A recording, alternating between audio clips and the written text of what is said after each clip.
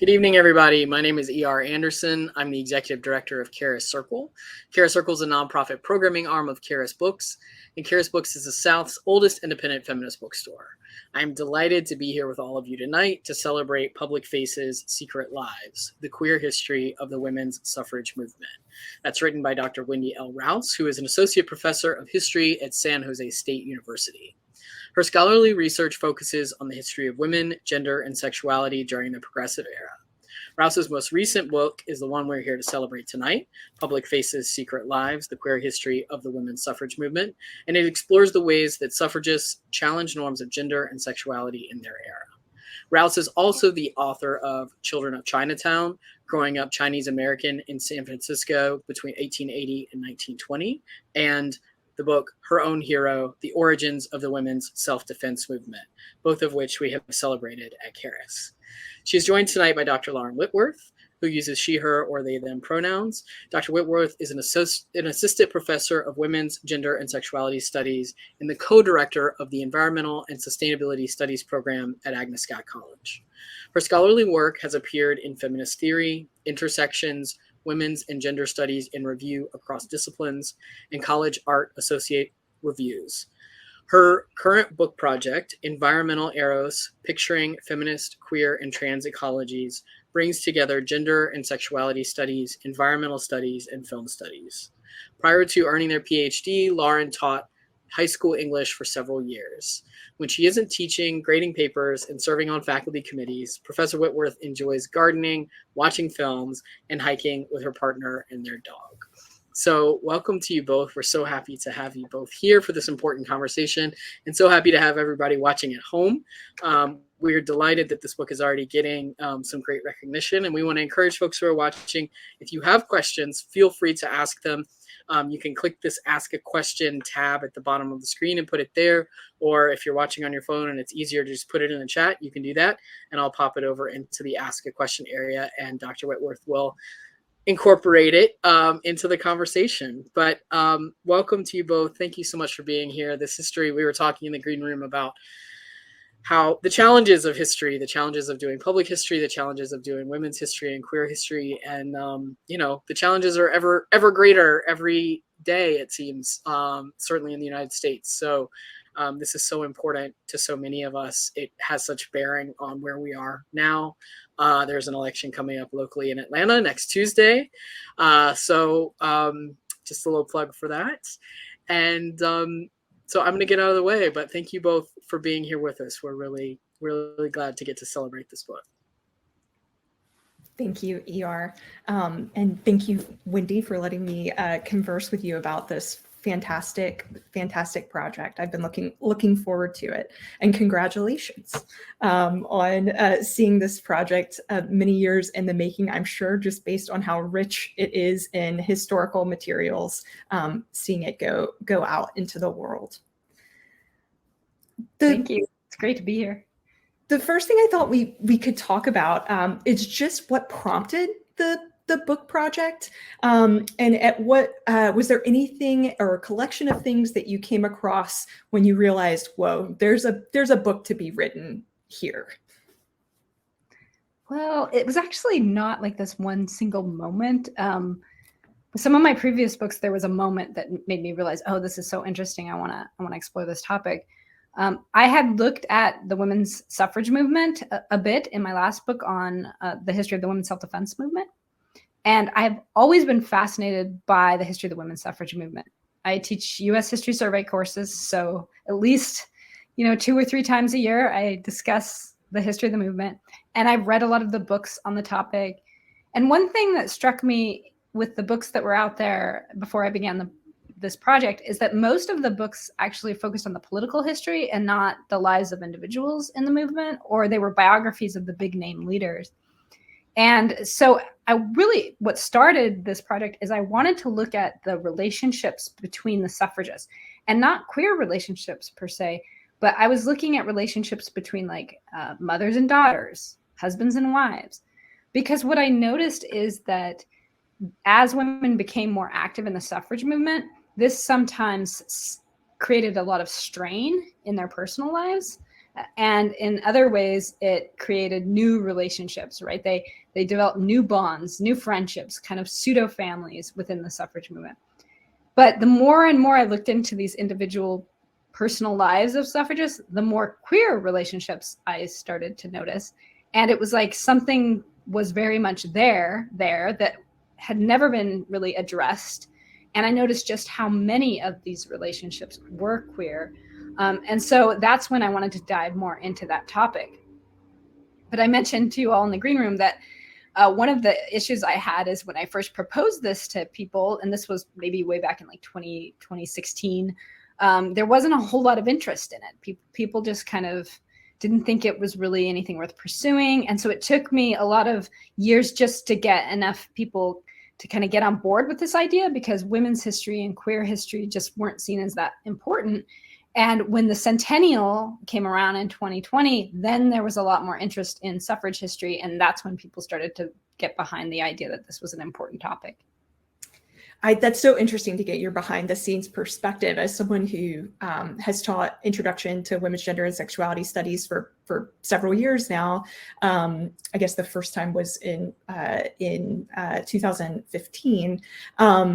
I remember kind of looking for these stories of like kind of more intersectional takes on the history of suffrage beyond just, rightful critiques of exclusion of women of color, for example. But I remember looking for that and not finding a ton. And then in the last few years saying, whoa, where has this been? Including your NPS National Park Services piece in 2020 that I ran across and assigned in my intro to WGSS classes. I was also delighted to find it on National Park Services. Like, how cool that they are providing a platform for us to learn more about women's history and queer history. Yeah, so much of awesome scholarship came out in 2020, just looking at all these different aspects of the suffrage movement. Yeah, hooray for anniversaries Yes. and the prompting of those kinds of returns. Yes. I thought one thing I thought might be helpful, and you sort of touched on this, but in the book you make, and you lay this out for us in the introduction, but you kind of have a twofold intervention, and it involves a kind of history of these relationships. And that's one thing I loved about the book. I mean, it almost felt like a sort of like a biopic of these different figures that I was sort of felt like I was immersed in their lives. And that was the lens through which to view these historical happenings, which I loved. I want someone to make movies about some of these figures. Yeah, me too. But so you talk about sort of how you're using the word queer, which might be helpful for folks, because that's always a challenge when you're doing this historical work. How to use contemporary terminology, but do justice to the complicated and messy identities and practices that unfolds. And then you also talk about so queer figures, relationships, et cetera, and then also queering history. And I just thought maybe you could just say a little bit more about that. Sure. Yeah, that was something I really struggled with in the beginning, especially because I was learning queer history myself as I was starting this project. And I was looking at the different ways that people have framed the discussion. And I kind of came to the idea through the help of many other scholars that the best way to kind of approach it was to remember that they did not use the terms lesbian, gay, bisexual, trans in the era of the suffrage movement. And so to use those terms really wouldn't work. And so I try as much as possible to avoid using our modern terms, and instead to suggest that if they were alive today, perhaps they might identify, but we really don't know. So instead, I think the term queer broadly represents the fact that these individuals were defying the gender norms of their day, defying the sexual norms. They were non-heterosexual, in some cases non-cis individuals. And it just really kind of allows for a broader discussion as well, because then we can even talk about the ways they queered the movement, or the ways that suffragists who were heterosexual or were cis were queering the movement as well. And in that sense, I'm referring to the ways in which they disrupted the gender and sexual norms of the time as well.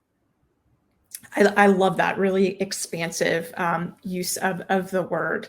And so maybe I think one way to kind of show people that who haven't had the joy of reading the book, I got a sneak peek, which it comes out at the very soon at the end of in a couple of weeks. I'm like the end of the month, right? And we're halfway there.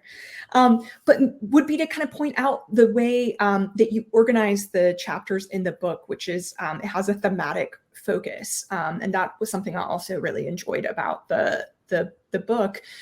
So the chapters, you use that kind of queering as a lens, and in chapter 2 you talk about queering domesticity. In chapter 3, queering family. Chapter 4 is queering transatlantic alliances, and then queering space and queering death. And so I a couple things, so many things that I want to talk about, but one thing that I found really helpful about the book is that in each chapter, you describe suffragists negotiating respectability politics. And you mentioned norms surrounding gender and sexuality. As well as class norms. And for Black and Indigenous and women of color activists, they were also having to negotiate race and ethnic stereotypes. And so you underscore tensions within the suffrage movement, or you underscore tensions as we would all imagine between the suffrage movement and larger society, and kind of those confrontations from anti-suffrage proponents. And then you also give us this insider view within the suffrage movement, different tensions between different groups and historical figures, kind of the more mainstream suffrage movement, and then figures who kind of push back on some of the norms even within the suffrage movement. So I was wondering if you could just maybe give us some examples that help illustrate those tensions. Okay, yeah. Because one of the things I think I realized right away is there was no like monolithic suffrage movement, right? That each individual suffragist, excuse me, went in basically looking for their own sort of empowerment. Like what they hoped to get from the vote was widely different according to each suffragist's concerns. So in the beginning, I think the suffrage movement was much broader. They were looking at a range of women's rights issues. But by the late 19th century, they began to narrow specifically on the vote, and they began to really narrow their strategy, speaking to this respectability kind of politics, because what they found is that they were meeting so much hostility that one way was to just focus their goal, focus their message, and to try to really appeal to mainstream values at the time, which of course had devastating costs and marginalized people of color, Black suffragists, that marginalized queer suffragists, that marginalized anyone who didn't conform to middle-class, white, cis, heterosexual norms, right? So that was one of the problems of that approach. But I think it's best illustrated in like some of the main leaders like Susan B. Anthony or Carrie Chapman Catt, where in the beginning, well, like let's take Susan B. Anthony. In the beginning, dress reform was part of the movement. This idea that women should be allowed to wear whatever they want, including pants. And most of the suffragists were advocates of dress reform. So Elizabeth Cady Stanton, Susan B. Anthony, Amelia Bloomer, these were the dress reformers. But they met with so much ridicule by the reporters, by politicians, that they decided that wasn't worth fighting for at that moment. And so they began increasingly to kind of conform, because a term that was used to kind of denigrate them was mannish, that they were mannish women, and that they were really abnormal from what a normal woman was. And so therefore suffragists shouldn't even be listened to because they're not normal women. And so in response to this, then they tried to conform and at least outwardly present a public image of these respectable middle-class wives, only want the vote so that they can be better wives and better mothers and all of that. And of course, Carrie Chapman Catt and and Susan B. Anthony, that they're promoting this image as well, but they themselves, if you've read their biographies, they have queer lives. They don't. Susan B. Anthony never gets married. We don't know what her sexuality was, if she would identify today as lesbian or asexual. We don't know. She never married. She had intimate relationships with women, like very close friendships and relationships. Carrie Chapman Catt, similarly, after her husband passes away, lives her life with another woman. But both of them really advocated this mainstream approach, this more conservative approach of presenting this like public image to win the vote. But not all suffragists adopted that approach. On the opposite extreme, you have Dr. Mary Edwards Walker, who's actually on the front cover of the book. I don't know if people can see. I wish I had a top hat. I would have worn it. I know. And Walker's just amazing, because when the others gave up dress reform, she refused. She said, I believe in this cause. I don't think that we should just be focusing on the vote. We need to think about the broader goals here, and that is reform of all of society, and a woman should be able to wear what she wants. And over her life, you see, she goes from wearing like this dress reform outfit, which was basically a dress over bloomers, to full on wearing men's clothing as it was defined at the time. And when she would get arrested, because of course there were laws preventing people from dressing in clothing opposite of their assigned gender at birth, when she was arrested for this, she would tell the police, I'm not wearing men's clothing, I'm wearing my own clothing. And that was kind of her response, was that, there is no men's and women's clothing. We have the right to wear what we want. But this was so radical, and her approach, just very bold and an aggressive approach, ostracized her in the movement. And there's this debate between Susan B. Anthony and Elizabeth Cady Stanton over, whether or not to allow Walker to even step onto the stage at times. And they end up arguing over this. And in the end, Stanton kind of wins, and they end up pushing Walker out of the movement. They end up actually not allowing her to be part of the organization as her life continues. And then eventually when they're writing the history of the women's suffrage movement, a series of books on the history, they decide not to include her, or to really downplay her role. And she ends up just being a mention here and there and in the footnote. So it was a deliberate effort on their part to try to hide and marginalize and push out some of these people who were really on the opposite extreme from what they believed was the best tactic. But I would say the vast majority of the suffragists in my book are kind of in the middle.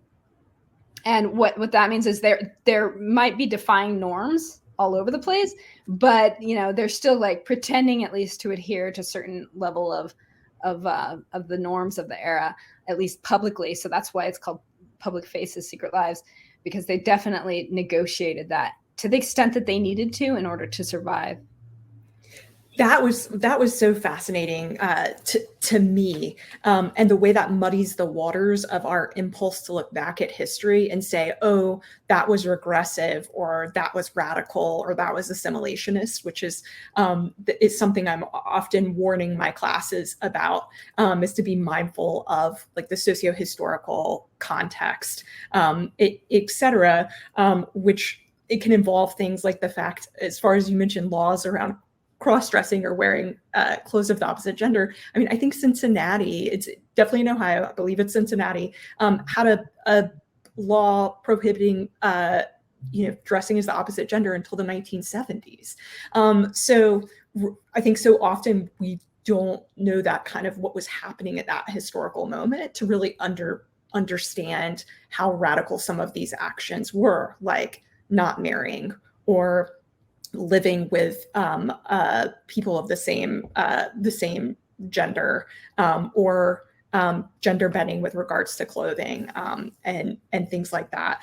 But one thing that you say in the book, I think this is a quote that kind of gets at this. Some of these queer practices and individuals that you look at, you say, simultaneously could be both entirely transgressive in their challenge to traditional heterosexual marriage and simultaneously conservative, largely conforming to accepted heteronormative standards. So this kind of both and I think that's really helpful in the teaching of this history, that, you know, even as you say these suffragists defied norms, they ironically may have reinforced things like hierarchical boundaries, for example. And so things around like queer kinship, you talk about. You know, on the one hand, there could be these sort of like pretty radically queer kinship models where you had you know, multiple folks, adults living in the same household, and then you might see like adopting of children, et cetera, and a kind of portrayal of like, we're just like every other family sort of position or perspective. Yes, for sure. You definitely have multiple examples of this. There are two women who decide to live together and commit their lives to each other and move in, and, you know, and this is so radical. I mean, it's even hard to understand how radical this was at the time. To choose not to marry, and to choose to move in with another woman and to be completely, you know, dependent and intertwined on each other is so against the norm. But as you said, in many ways, though, they're still conforming and replicating white middle class norms, heterosexual norms, in a sense, of how they live. You know, they want to appear as good citizens, as Christian women, and so they're trying as much as possible to present this face of respectability, regardless of what's going on in their private lives. And yeah, and it's interesting too, because they're creating these families, and I think I have a chapter on chosen families, and they're creating these like pseudo kinship structures in these chosen families as a means of survival as well. So sometimes, like I mentioned, they adopt children, or some younger suffragists would adopt an older suffragist as their mother. I mean, there were suffragists who were kicked out of their families, who became totally severed those relationships that they had before they joined the suffrage movement. And so they looked to each other as pseudo families. And then this literally became their means of survival, especially in a period when women don't get equal pay. They don't have equal access to jobs. And so these were essential to their survival. Yeah, those were some of the more powerful moments of the book for me, is some of those relationships and kinship structures. I also work on back to land groups. So a number of them created these sort of like commune like in environments, and I'm like, sign me up for that. But these the way that they cared for one another into as they aged, for example, and helped support one another, et cetera. They're just these really tender and beautiful moments of queer community and resilience in the book, and also grieving and mourning. The final chapters just particularly beautiful and moving. And the whole time I was reading, you've already kind of pointed to some of them, and then at the end of the book you talk about it. It conjured for me these historical resonances to these other times in queer and feminist history, which was really neat. You know, the whole debate over assimilationism, et cetera, we get with like the Mattachine Society and the early homophile movement, which you bring up at the end of the book, which I also thought was powerful. So one thing, you have this great quote in the book along the lines of historical resonances, where you talk about some of these strategies that they adopted, many suffragists adopted to survive, be it chosen families, communities that they created, et cetera, the alliances that they forged, and you also talk about kind of the queering of spaces, whether it's gender non-conforming folks in parade space, or it's clubs, like heterodoxy, which I had heard of before, but you gave so much information. It was really neat to read about. But you say that that these kind of structures become organizational prototypes for later groups to expand on, but the mistakes that they made and their failures also served as examples, and they also, haunt, I think, the feminist movement down the line. Could you talk a little bit about that? And you've already kind of referenced some of kind of exclusionary tactics, single issue focus, et cetera. Yeah, I think that, just to get straight to that point, that in some ways, they were amazingly inclusive, right? Because they created these spaces, like you mentioned, heterodoxy, which was this really radical feminist group that talked about all the things you're not supposed to talk about as a proper, respectable middle-class woman of the era.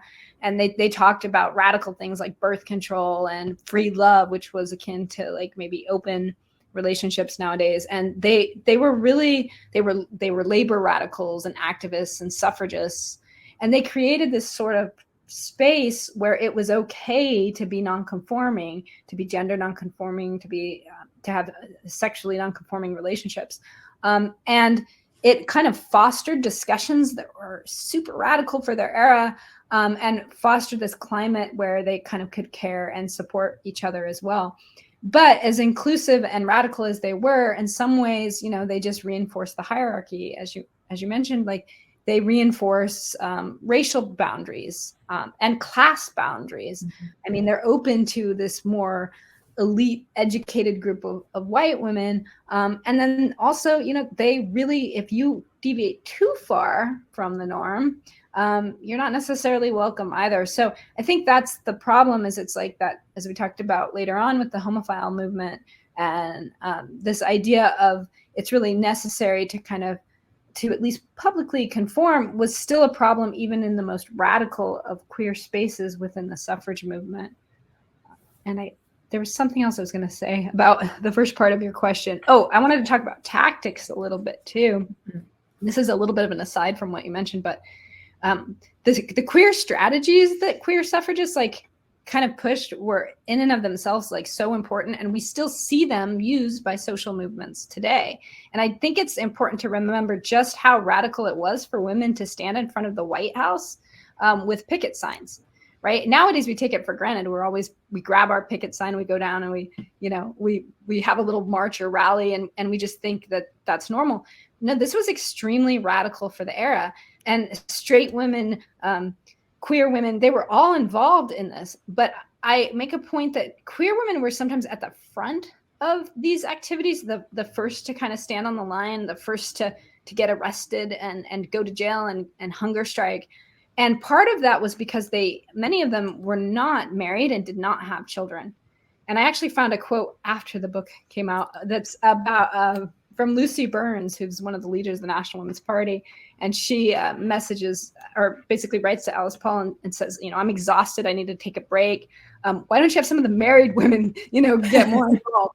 And it was that frustration because so much of their time and energy was being put into this movement, and they were expected to almost give more because they were able to sacrifice more in some ways. But at the same time, that public image was still, these are respectable, married, heterosexual women and wives and mothers. And yet it was often the queer suffragists that were the first to go in there. Yeah, the deployment. So two things that you bring up there, the strategies used. So you talk about Alice Dunbar and women who were at one point married to men and then widowed, retaining their name and connections. Obviously, her husband's a famous poet. Having privately very queer lives. She had relationships with both men and women, but maintaining that name and connection to present this sort of front of still being a respectable kind of heterosexual woman, and even long-term committed relationships between women who their strategy, instead of sort of hiding, was to actually be this open secret. So that I thought that was really fascinating to think about, that they sort of made themselves extremely public as far as their involvement in like civil service and things like that, so that it wouldn't be questioned. It would sort of be like, well, of course, they're always together. Right. Yeah, which I thought was really interesting. And you see that carried on too in later eras, right? When people are very closeted and everyone's like, I don't know, they're just good friends. They've always lived together. They're just, buddies. Right. The old joke about the roommates and the best friends. But I think that in some ways, suffragists kind of invented that idea, right? Is that we're going to be together all the time. Everyone's going to know we're besties and all, but they won't necessarily really know us. Yeah, and when you read excerpts from the letters and personal correspondence that you include, I mean, the like passion in these relationships, and many of them sort of like being the entree into activism for one another. It's like you can imagine their commitment to the cause and sort of love of the cause and their affection for these figures who influence their sort of activist initiations can get kind of muddied.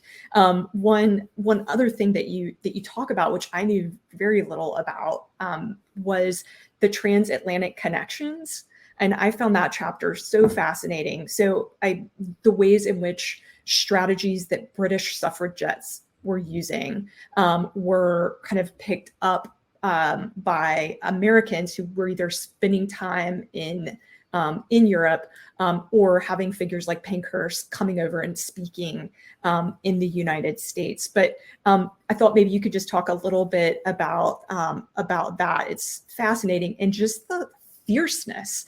I mean, that chapter, you talk about the activists, protesters' clashes with police. And I mean, the extent of police brutality in those run-ins really struck me. So if folks, maybe they've seen Iron-Jawed Angels, which before I started studying this materials, that was as close as I had gotten. And so, a little bit about the hunger strikes, but the violence that many of these activists endured, injuries, etc., was surprising to me.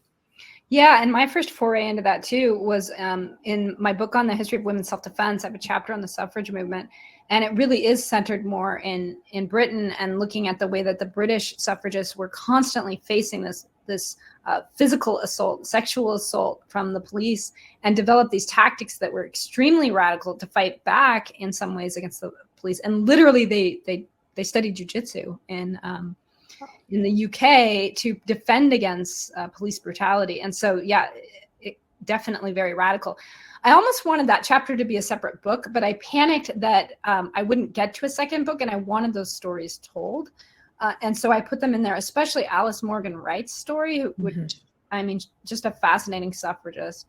But there are stories in that chapter about the tactics that they borrowed from the militant suffrage movement in England, and how many of the suffragists, again, queer and straight, went over to Britain, studied those tactics, and brought them back to the US. And most of the tactics that we see in the US were kind of a milder version of what they were doing in the UK.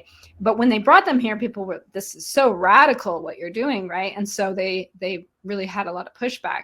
And then I talk in that chapter about how it was these queer relationships that kind of developed between the British suffragists and the American suffragists that kind of cemented the ties. I mean, there was obvious friendships and political connections, but there were some queer romantic relationships that really helped kind of bridge this divide across the Atlantic. And so we end up with like an international women's movement that develops. And sometimes it's these relationships even beyond into the 1920s, 1930s, and 1940s that continue to keep these ties together. And so, yeah, Alice Morgan Wright is that really good example of that story.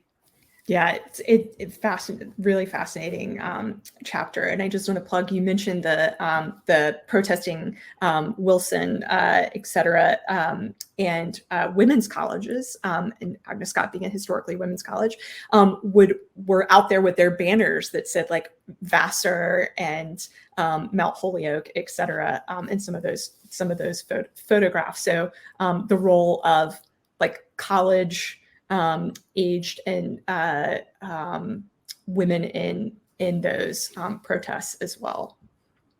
So we talked, you mentioned Wright. And so one question that I had for you is about your archival research. I mean, the book is just this fascinating compendium of personal correspondence, diaries, newspaper headlines. I mean, the ways in which their kind of media savviness, I think, is another interesting connection to contemporary activism and later movements, photographs and poetry. So tell us a little bit about the joys and challenges of conducting archival research.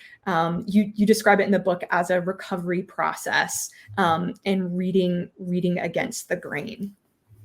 Yeah, that was the most difficult part. And I'm not going to say I wasn't warned at the beginning, because everybody said that to me. Like, is there even anything there? The hard part was because they were so concerned about respectability. Many queer suffragists destroyed evidence of their personal lives, or if they didn't destroy it, their descendants did, or archivists or biographers did. And so there were actual, there was a lot of difficulty in figuring out relationships. Sometimes I would suspect that two people were a couple, and I would have to dive deep into their personal papers to try to make the connection. And I will say that I didn't just assume if two women lived together that they were a couple. I really took the time to try to figure out what their relationship was. And so what I would have to do is read the archival silences, in the sense that sometimes the information just wasn't there. So Alice Morgan Wright is a good example. Her collection is full of material, lots of correspondence of almost everyone that she talked to during that time frame, but conspicuously missing are the letters to the person she lived with, she spent her whole life with. So I started to wonder why. Where are those letters? If this was one of the most important relationships in her life, why didn't they have any correspondence with each other? And so when you put that in your mind and you think about that, then you start paying attention to what's going on. And I did find in one of the later letters that her partner had written that she had actually taken their correspondence out of the collection and had, I don't know what she did with it, but I'm assuming kept it or completely destroyed it because it was too personal. And also there was a lot of looking at the in-between places, I would say, like places you don't normally look. So maybe you're just looking at all the correspondence and their diaries and whatnot, but maybe you don't look in the back of the address book that they have in the collection. And it turned out there's little notes that they had written to each other in the back of that address book. It turns out that there are drafts of poems that you wouldn't stop to necessarily look at because they're all scribbled and crossed out, but there are tiny initials there that tell you who that poem was written to, or erased parts that give you a sense of, okay, this was something that is written to appear like it's written to a man, but it's actually written to a woman. It's written to her lover. And so a lot of that kind of looking more in depth than you normally would to try to get a sense of what's going on. And I ended up diving into death records, which is why there's a whole nother chapter on death, because sometimes you can't tell from their life. Everything's clear, it's scrubbed, and then suddenly in death you can see exactly the connection that they had and the meaning that they had in each other's lives. Yeah, you talk about that as like this like manifesting through like the probate process.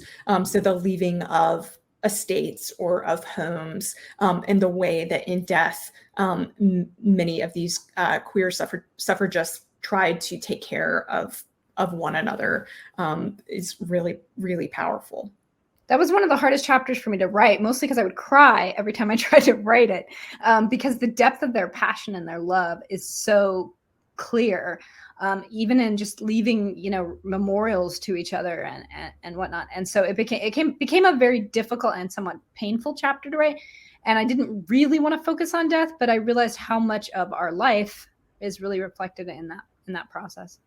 And for me, it conjured, strategies people used during like the AIDS epidemic, to try to navigate protecting lovers and partners, like access to housing and things like that, those kind of unexpected resonances. And that's something I hadn't thought about before in the context of like the history of suffrage. There's the story you tell, and I'm sorry, I can't remember the name, but the widowed partner who survives, and when she dies, she wants the house to be razed ultimately, because it was just too painful to think about people living in the house afterwards, or the house not being what it had been to her and her partner. I mean, many were like leaving houses and estates, but that one was like, I mean, such a powerful love story. Yes, that one was really interesting, and even got into a lawsuit over it because they wanted to,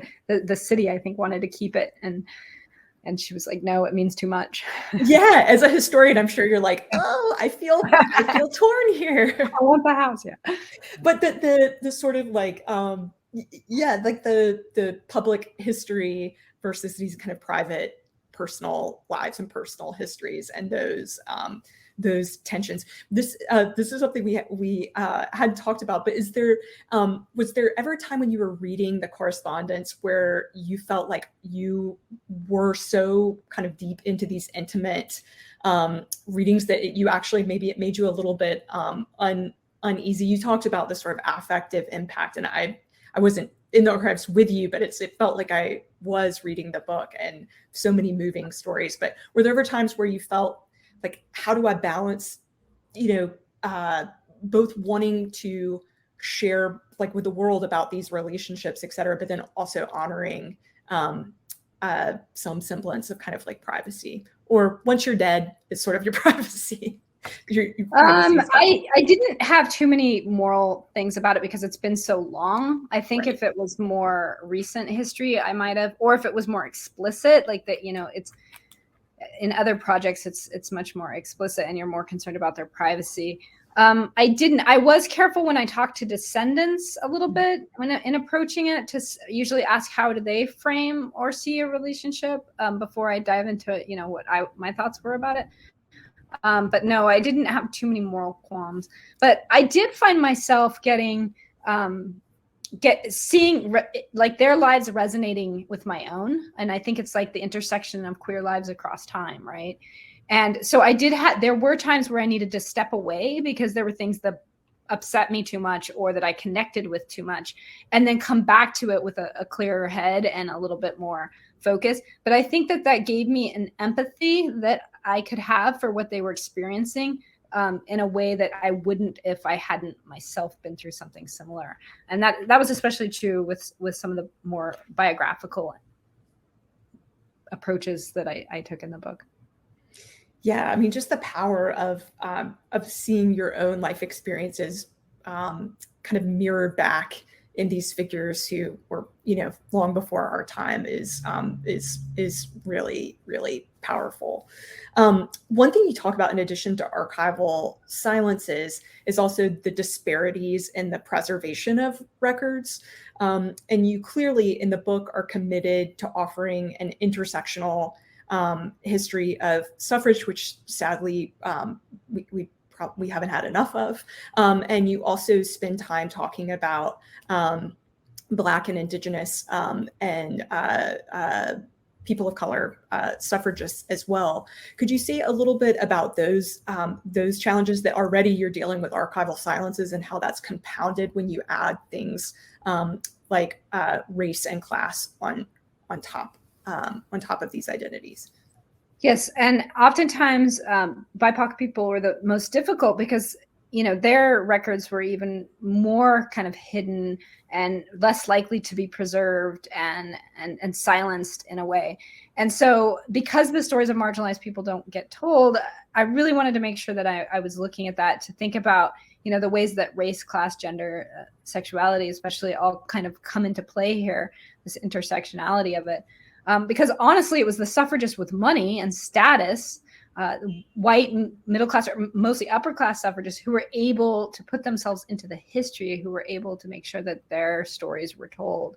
So it's really, and this was something that changed profoundly in 2020 is we said it's time to start telling the whole history of the suffrage movement and not just the history of these elite leaders, and to think about, who's been left out of the story and why, and then how can we think about writing them back in, and what does a shift in our perspective do for reframing the history of the suffrage movement. And so that's been the conversation since 2020, and I think it's just going to keep moving forward.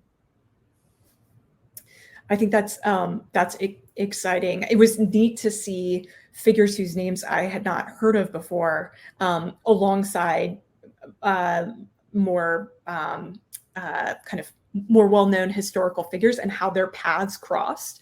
And so, the way that they would go to bat for one another. I'm thinking about the couple who is at the kind of women's school at Howard, and the head of school is like, they lived, I guess, just off campus, and he's like, you really need to kind of move on to campus. I mean, it's amazing the way the sort of like specter of lesbianism and of gender deviance kind of would come in and out of consciousness, and then it would impact these figures' lives. And then well-known Black suffragists went to bat for them, saying that they should be able to stay in the house. Yes, that was Lucy Diggs Slow and it. Yeah, Burrell. Yeah, that was Slow and an Burrell interesting story. Yeah, and it kind of, in some ways, it kind of isn't tied directly to the suffrage movement, but these are suffragists whose lives, right, are really intersecting with all these different issues, and so looking at that's so important. I thought that was a neat story. So I just want to check in. We've solicited questions, so feel free, folks, to submit some questions for Wendy. One thing you basically brought up is kind of, since 2020, we're mining this history and seeing who's been left out. So one question I had for you is about kind of future directions, both in suffrage studies or larger kind of queer or feminist histories. You write in the conclusion of the book that you see this book as only the beginning. And so I'm wondering what you might be working on next, or what you hope folks might pursue, kind of threads of research that you were like, if I had the time, this could be a whole nother book. Yeah, I think that it taught me that history in general is much more queer than we think. Even the stories that we think we know, right? There's a lot more to them. And so I think so much more can actually be done on the suffrage movement itself if people want to dive into that more. There's a lot of individuals I didn't get to. People were sending me leads and saying, can you follow up on this? There's a lot of information that's in private hands, like individuals' family collections, that I think would reveal totally different aspects of the story. So there's definitely more to be done there, and a lot more can be done on the history of feminism in general and finding the intersections with queer history.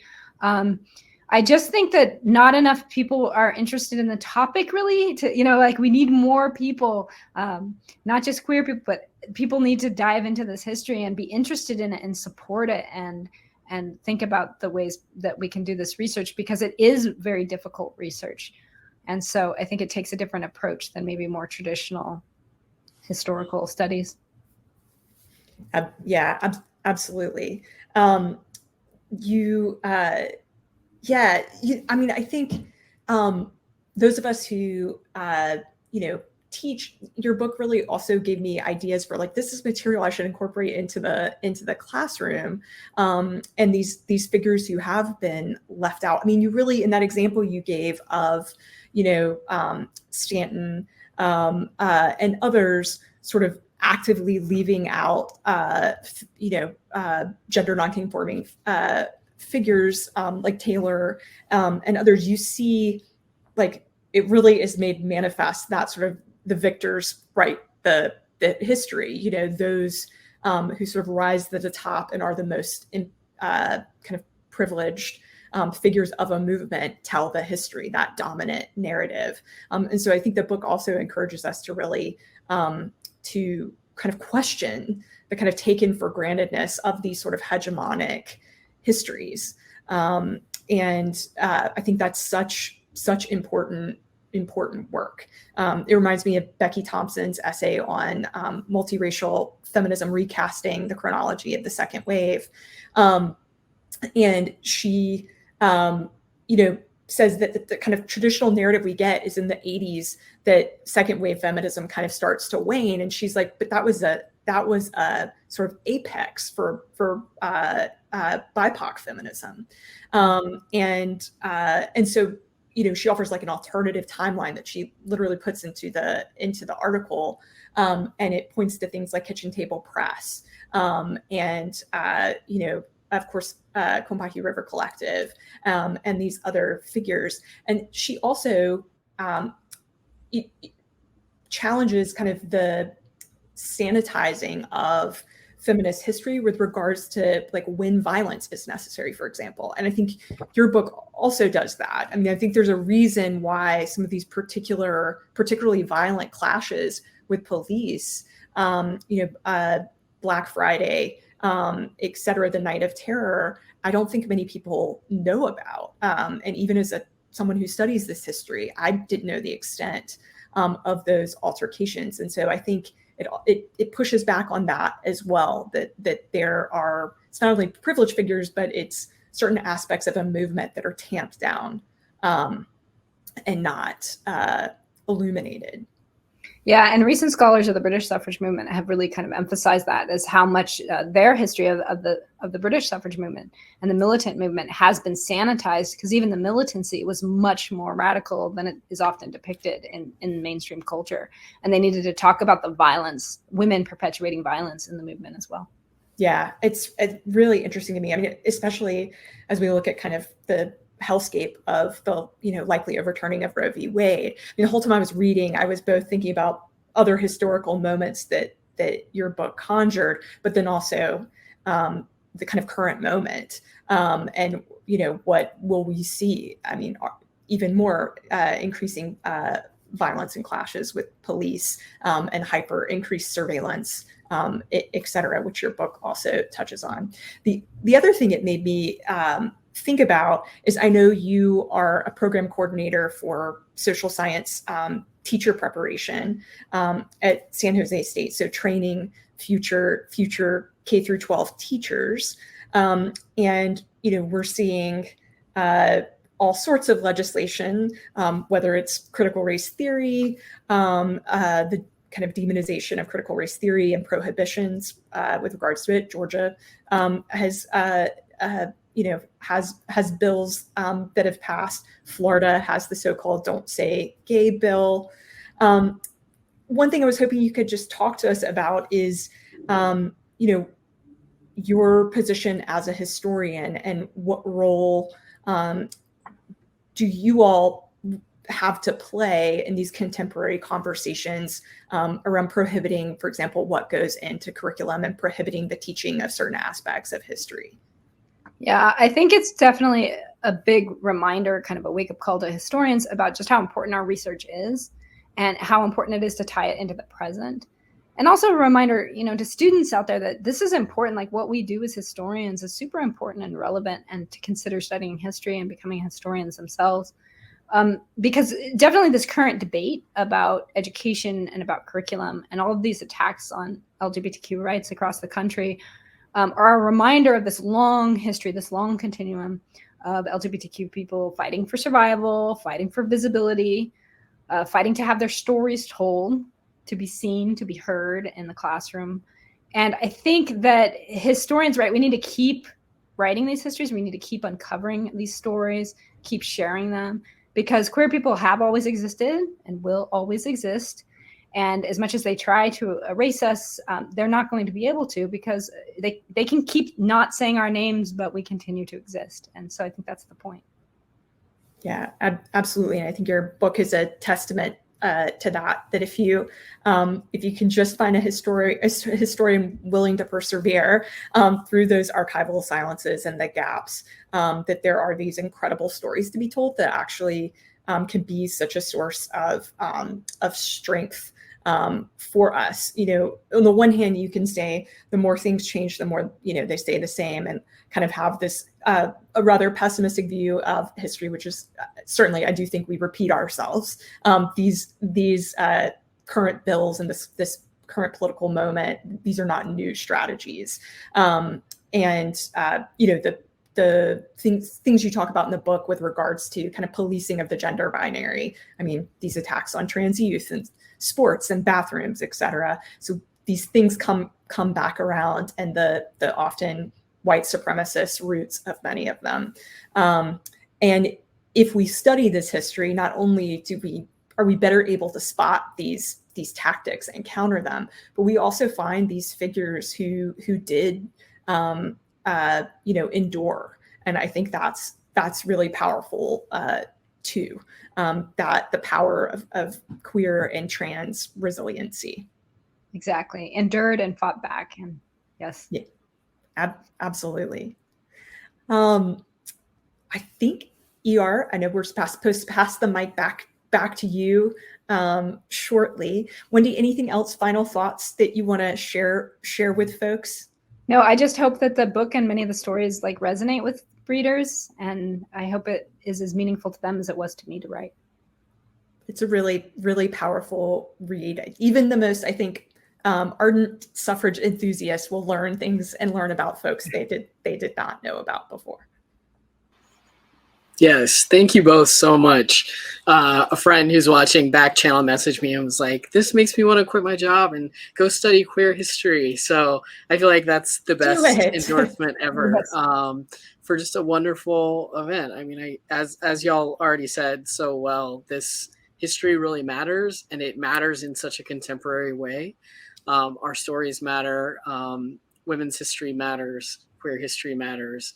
And my hope and what I see in the industry is that people are finally starting to see, oh, not only does it matter, but actually people will buy these books if they are written, and people want to read them. So, and we need counter histories, right? We need histories to counter some of the right-wing radical activism that's happening.